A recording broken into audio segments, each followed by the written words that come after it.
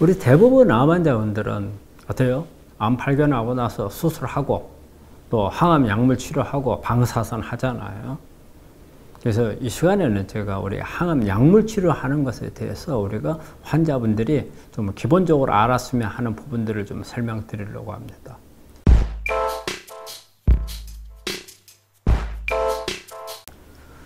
첫째, 우리 항암은 우리 환자분들이 대부분 시작을 하면서 어떤 그 부작용이 나오는지를 대부분 모르고 시작을 해요. 또 그런 부분들에 대해서 우리 대학 교수들이 설명을 해줄 때 일반적인 부분만 설명을 해주거든요. 그런데 저는 이 시간에 제가 말씀드리고 싶은 것은 이 항암 약물이 효과가 나오고 있는 안에서 사용하는 게 좋아요. 하지만 항암 약물이 효과가 없어서 또 아니면 항암 치료를 중단해야 될 경우 우리 환자들이 어느 때 해야 될지 이 부분을 좀 알았으면 하고요.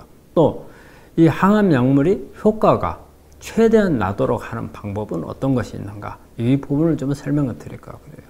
자, 그러면 첫 번째, 우리가 항암 약물을 사용을 하는데 중단해야 될 경우는요, 언제 그럼 항암 약물 나 더 이상 못하겠어 하고 끊어야 될지.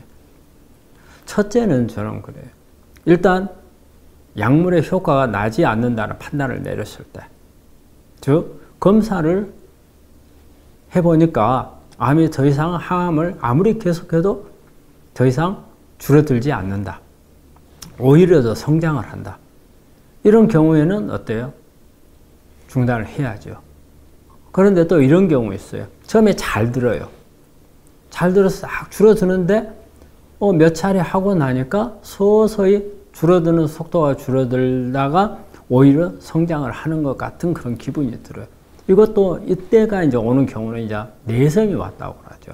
항암제가 더 이상 잘 듣지 않는다. 그 다음에 또 하나 오는 경우는 너무 힘들어요.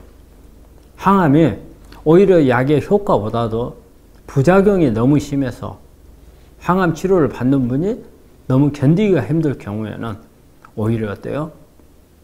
내 것 면역이 떨어지고 정상세포가 손상이 더 심해지고, 그래서 제가 이 건강을 유지하기 어려울 때, 이럴 때는 당연히 중단을 해야 됩니다. 자, 그렇다면 여기서 우리가 항암을 약물 치료를 우리가 그렇게 힘들게 한단 말이에요. 그러면 이런 부분들을 어떻게 해서 조금 더 효과적이고, 예? 부작용이 적고 내성이 생기지 않게끔 할 수 있는 방법은 없겠는가? 우리가 보통 항암에 대한 내성이라고 하는 건요, 가장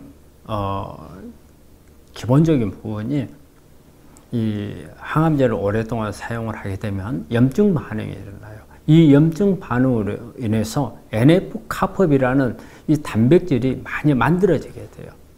이 단백질은 어떤 영향을 주느냐면요, 항암제가 듣지 않게끔 만드는 역할도 하고요, 또 암 줄기세포로 유도를 해요. 그리고 또 암을 오히려 악성으로 성장 속도도 빨리 가게끔 더 만들어버리는 그런 영향을 주는 그런 물질이거든요. 그래서 우리 암세포에서 암을 촉진하는 그런 신호를 다 깨우는 역할을 하는 게 NF-카법이에요. 그래서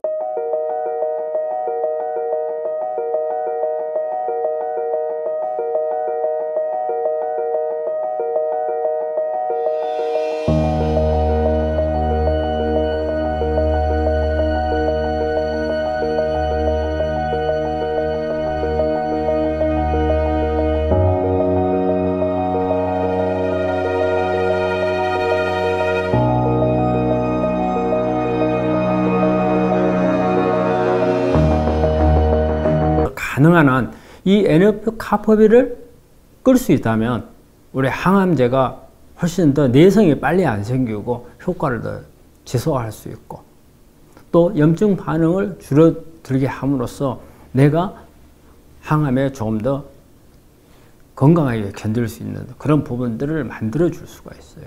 자, 그러면 이 NF-카법을 억제를 하는 게 우리가 항암 약물을 좀 더 우리가 효과적으로 받을 수 있는 그런 방법이란 말이에요. 그러면 이들을 갖다 NF-카법을 억제하는 것을 한번 보자면은, 첫 번째 우리가 여러 파이토케미칼들이 있어요. 그래서 이 파이토케미칼, 우리 천연물에 많이 들어있죠. 음식에도 많이 들어있고, 이런 부분들이 이 NF-카페를 억제하는 천연물들을 먹는 게 중요하죠. 이런 거에는 중요한 몇 가지가 있는데, 녹차 속에 들어있는 EGCG가 이런 역할을 상당히 합니다. 그 다음에 우리 암환자분들 대부분 한 번 정도는 먹거나 먹을까 하고 생각했을 게 있을 거예요. 그게 강황이에요. 강황이 그런 효과가 있고요. 그 다음에 우리 케르세친, 양파, 그 다음에 고구마 이런 데 많이 들어있는 케르세친이 또 그런 역할을 하고 있고요. 그 다음에 콩 속에 들어있는 제니스테인, 이게 NF-카퍼비를 억제하는 그런 효과가 있어요. 그래서 이런 파이토케미칼을 항암을 하면서 같이 섭취를 하거나 복용을 하게 되면 훨씬 더 항암제의 효과를 높일 수도 있고 좀 더 견디게끔 해주는 그런 효과가 있고요. 또 하나는 우리 이 NF-카퍼비가 많이 발생할 수 있는 게 장이 나빴을 때도 이런 게 올 수가 있어요. 그래서 장이 안 좋은 사람들은 훨씬 더 항암제 내성이 더 빨리 생긴다고 그래요. 그러면 장 기능을 개선을 해주는 게 좋겠죠. 장 기능 개선을 하려면 유산균제를 같이 프로바이오틱스나 어떤 프리바이오틱스 또 이런 미생물이 이런 NF-카퍼비를 억제할 수 있는 많은 대사산물을 만드는 그런 산물을 포함한 포스트바이오틱스 이런 부분들을 같이 복용을 하면 그런 효과를 또 낼 수가 있고요. 또 하나는 우리가 항암제 전후로 항생제를 많이 투여하지 말라고 그래요. 이 항생제를 많이 투여를 하게 되면 장내 미생물 손상이 와서 어떤 장내에 어떤 미생물 불균형이 오게 돼요. 우리가 보통 디스바이오시스라는 용어를 쓰는데 이런 경우에는 항암제 효과가 훨씬 더 떨어진다고 그래요. 그 다음에 내성도 빨리 온다고 그래요.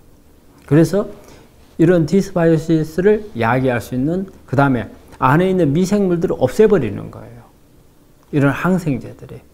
그러게 되면 이런 항암제 효과가 떨어지고 내성도 빨리 온다고 그래요. 그래서 가능한 한 항암을 하기 전후로는 항생제를 쓰지 않는 게 좋다. 이런 부분들을 지키면 여러분들이 훨씬 더 항암 약물 치료에 효과도 높일 수 있고 그 다음에 항암을 끝날 때까지 건강하게 모든 항암 스케줄을 마칠 수 있을 겁니다. 그래서 여러분들이 이런 항암 치료하는 동안에 이 부분이 여러분들한테 도움이 되었으면 합니다.